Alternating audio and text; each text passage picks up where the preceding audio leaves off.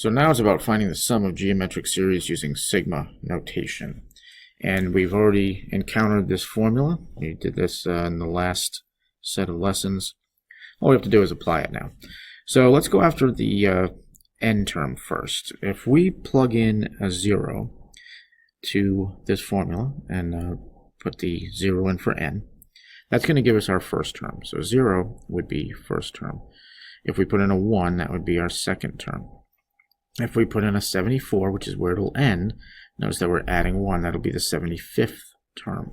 So our n value is 75. So we got that. So now we have to go and find, let me color code that. So that's going to be this value right there. There it is.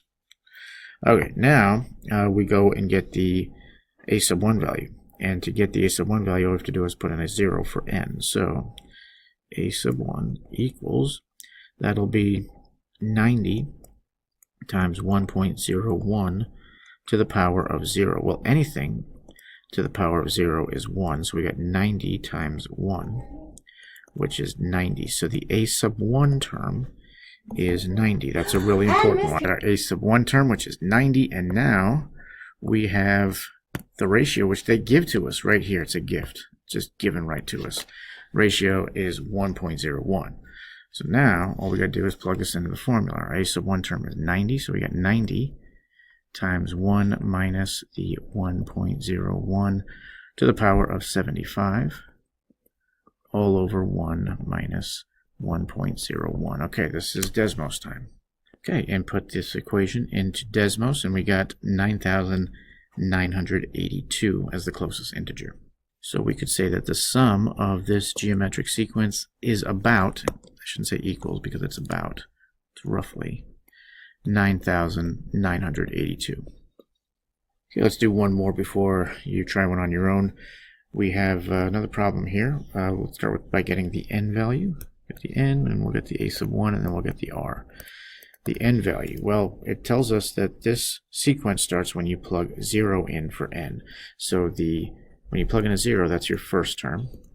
When you plug in a 1, that'll be your second term. You can see we're just adding 1 here. So by the time we get to the 73rd, or we plug in 73, that'll be the 74th term. Okay.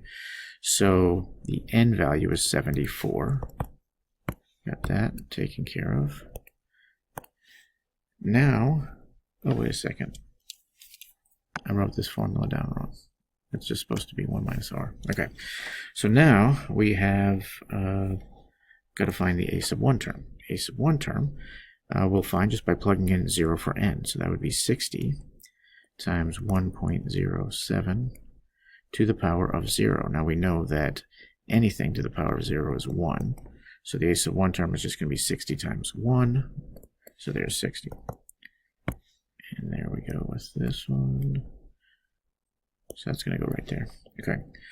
And now we get the ratio, and they just give us that one. They give us that one. So let's just take it. It's right here, 1.07. So that's now 1.07 here. Let's go ahead and highlight where we're going to plug that in.